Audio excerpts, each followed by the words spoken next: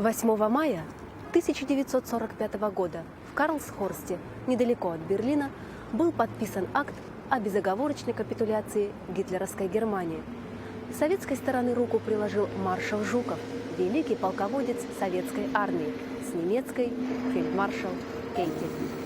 Как ни странно, в дни войны есть минуты тишины, когда бой умолкает устало, и разрывы почти не слышны, и стоим мы в дни войны тишиной оглушены. Так бывает в дни войны, нам на фронте снятся сны. Снятся нам довоенные села, где в окошках огни зажжены, и в землянках в дни войны дышат миром наши сны. Как предвидеть наперед трудный путь стрелковых рот? Кто до ближней дойдет с переправы, кто до самой победы дойдет? Как предвидеть наперед, что тебя на свете ждет?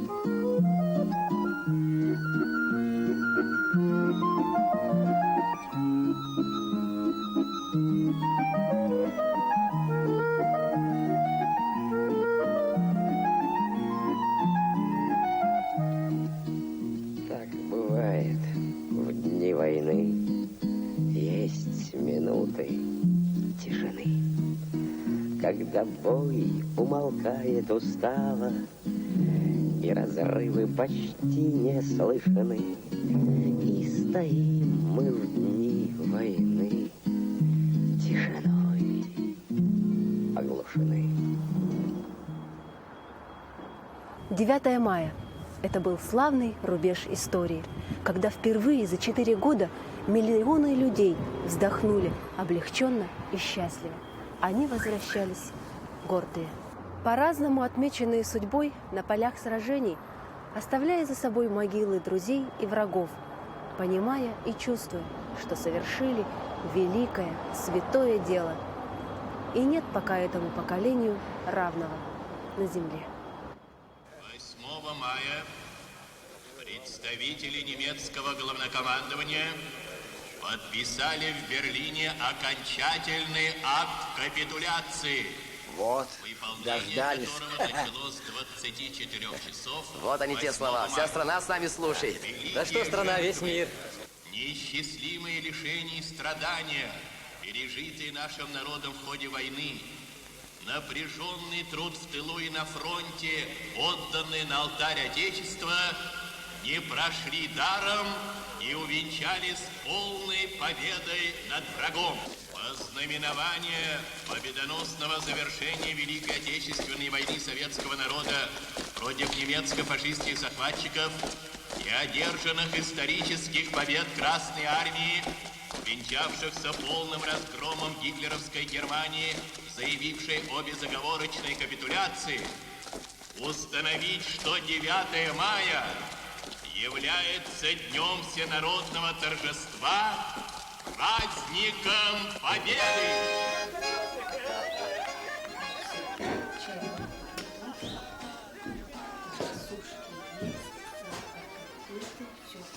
Все вроде бы готово.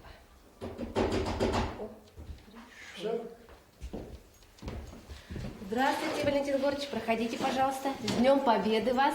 Спасибо. Садитесь поудобней. Валентин Егорович, война зашла в каждую семью Советского Союза. А что произошло в вашей семье? Братья погибли, воевали. А где вас призвали? Откуда вы уходили на фронт? А я в деревне Величково родился. Величко – это родина Жукова, маршала Советского Союза.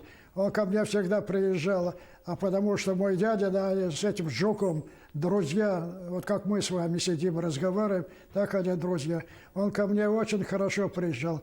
И он меня как раз направил, да, первое Московское краснознаменное пехотное училище имени Верховного Совета РСФСР. Не СССР, а РСФСР, а потом сделали СССР. Вы сказали, что пошли на фронт, когда вам было 16 лет.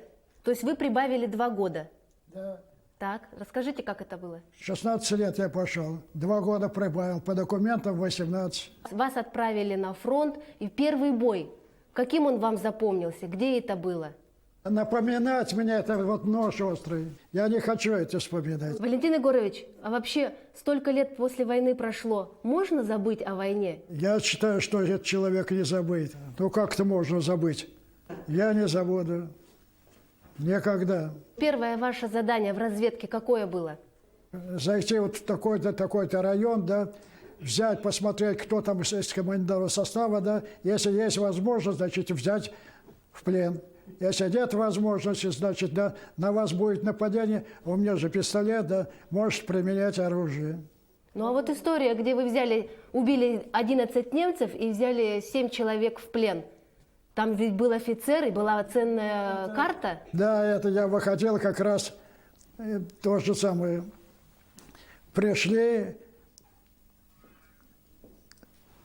у меня еще вот такая вот кипа, которая сказано, что именно, где мы выступали, что мы сделали, что мы достали, как это вход в дальнейшем пустить, так? И вот это все было направлено в часть повыше.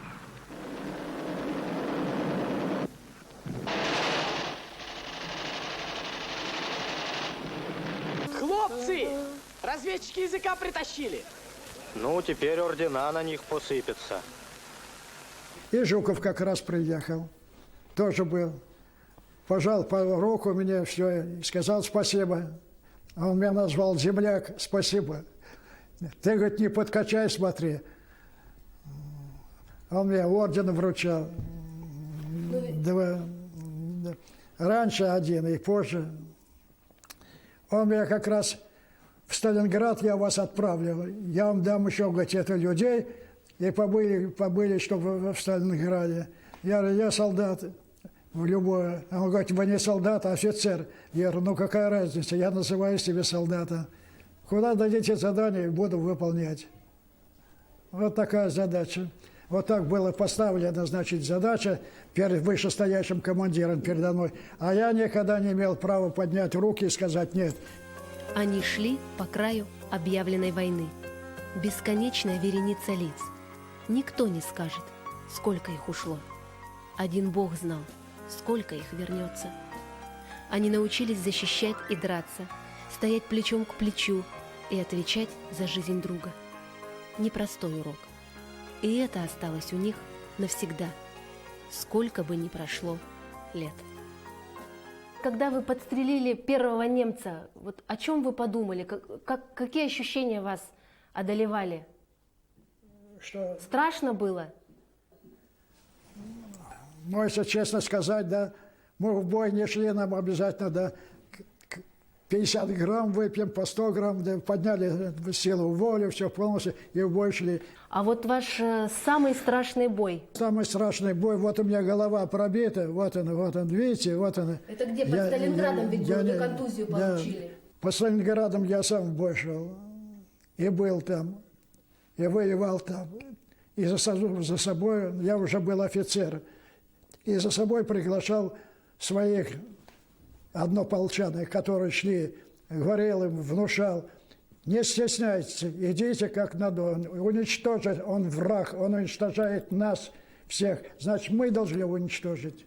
Каждый раз, когда вы отправлялись в бой, у вас было предчувствие, что вы останетесь живой, что я должен победить врага? Сказать, если честно, у меня предчувствия никакого не уже было.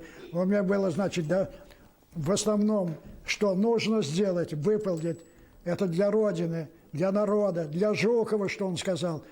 Все. Вот это вот все выполняли. А где вы получили ранение в ногу? Оно ведь тоже сильное было у вас? Но когда шли в наступление, задача была, или надо было немцев взять, а если немцы не взять, да, значит, там шли группы нас, да, там сколько, там 15-20 человек, все поставлены задача, что надо сделать, куда пробиться и что нужно взять.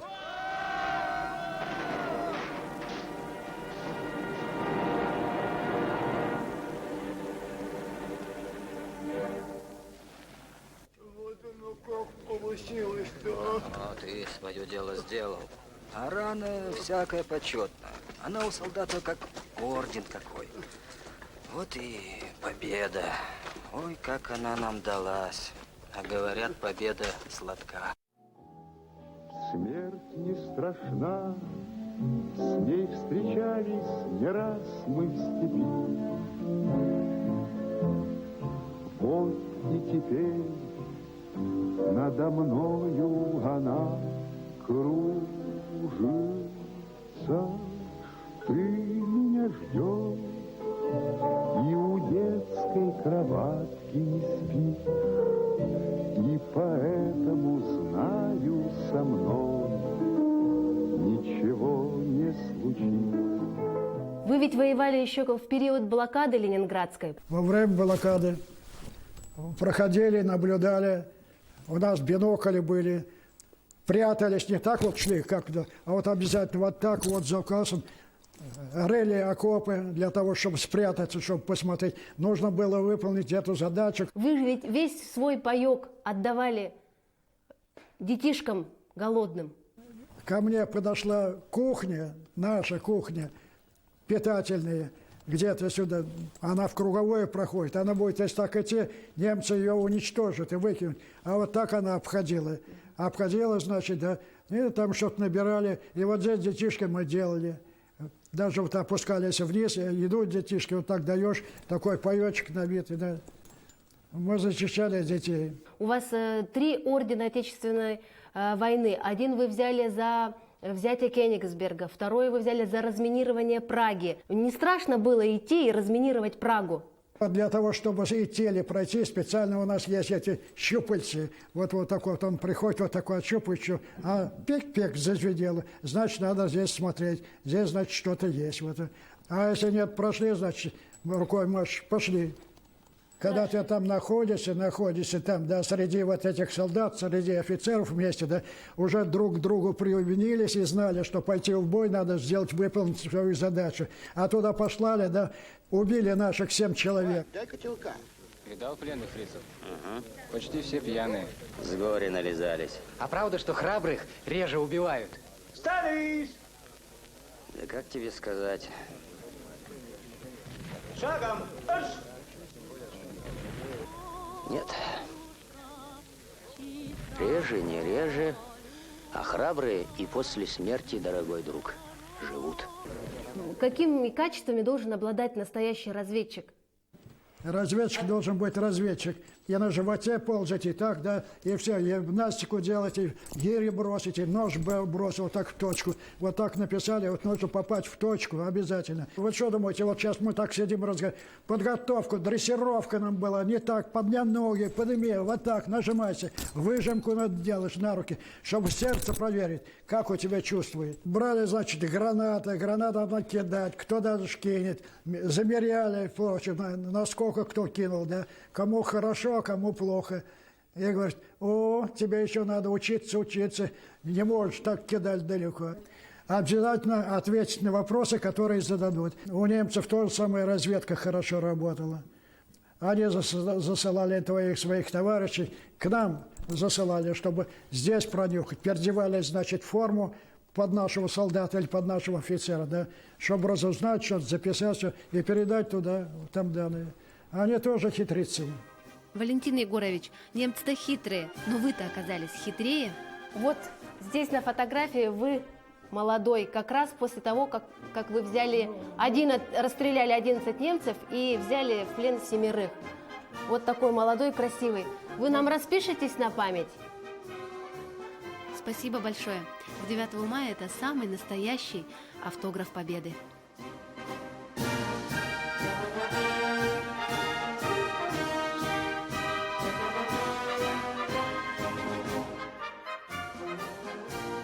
здание Рейхстага для меня это значит мир теперь. Теперь в здании Рейхстага история видно. Мы нашли старые стены с надписями и показываем эти надписи. И для меня, я всегда покажу, что здесь видно, для меня очень важно говорить об истории. И старые и новые части мы здесь видим, и наши депутаты знают, что раньше было и что важно, когда они делают политику, что важно за будущего. Молодые люди тоже здесь, в здании Рейхстага, каждый день они здесь. И мы тоже говорим об истории. Это важно, потому что они очень молодые и не знают, что было. И поэтому важно, очень важно. Много людей, это значит много вопросов и много ответов. После разведки, когда пришли уставшие, отдыхали, время было свободное, где-нибудь в окопе или возле каши, там, где вы ели, песню пели? Когда бы, ну, там песни перейти, когда это свободно, вечер есть, после всего взяли языков, там приняли что-то хорошо, да, значит, вот собрались и группы, да, в столом и песни пели, и выпить было, и все полностью, так, вот, и каждый по-своему рассказывал. Ну, а в основном слушали, да, товарищи, да, командиров, которые непосредственно уже прошли, уже в годах, да, все полностью. Я-то еще был пацан, когда, ну, не пацан, но уже это освоил то же самое. Ну, а песня-то любимая какая была? Вы-то какую песню любили петь? Натали танки в поле грохотали, танкисты шли в смертельный бой, а молодого лейтенанта несли с разбитой головой. Письма писали на войне и от кого ждали писем? Ну, братья высылали письма, но не приходили. А во время войны, да, их написал, чтобы было возможно, чтобы хороший там не почтальон, а какой-нибудь офицер или кто-то раненый, он идет. Я ему говорю, да, пожалуйста, опусти там письмо. Были такие случаи. Писал, о чем писали? Не беспокойтесь, все хорошо. Ордена получаю, задания выполняю, звание подвинулось вперед, не вниз. Сестренки, они написали, поддерживали, основной крепись, держись, мы тебя ждем. Вы домой пришли, кто вас встретил? С войны? Сосед, военный товарищ был рядом, который увез семья, все полностью. Он меня встретил, обнял. Какие чувства вас одолевали, когда вы узнали, что война закончилась? О чем вы подумали? Чувство события. Я на 8-м небе стал.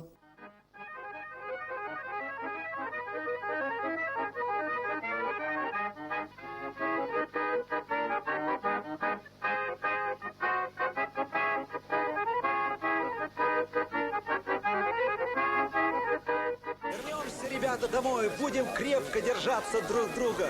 Не забудем нашей фронтовой дружбы.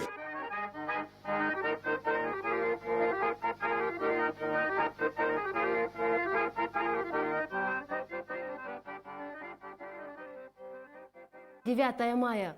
С каким чувством вы встречаете? Ну, как сказать, 9 мая встречаем? Я встречаюсь, воспоминания, конечно, расстраиваюсь сам себе, да, вот. А основное встретить как товарищи и воспоминания. Самое главное, ваша медаль, ваш орден, самый дорогой? Все дорогие, потому что я все заслужил. Подержите китель, сколько здесь килограмм? Ну, я хочу сказать, что тяжело, говорю, не только физически, но и на душе от того, что вам пришлось столько страдать. Низкий вам поклон.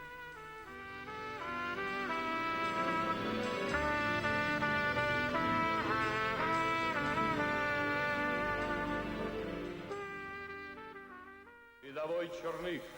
Здесь. Мичман Поженян. Я. Лейтенант Ткаченко. Пал смертью храбрых. Главстаршина Садыков. Умер от ран. Гвардии сержант Петров. Сожжен в Бухенвальде.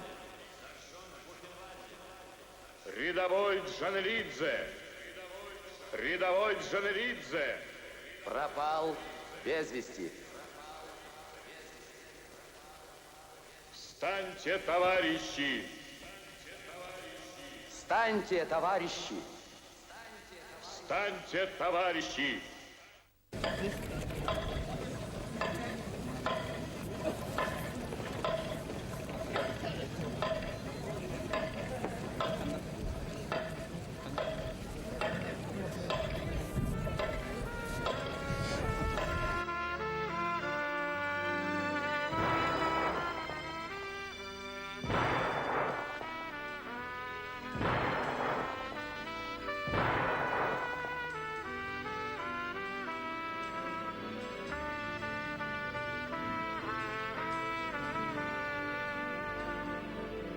Казалось, что Россия трудом и ратным подвигом своим переменила тогда не только сам ход, но и смысл истории человечества на века, на века.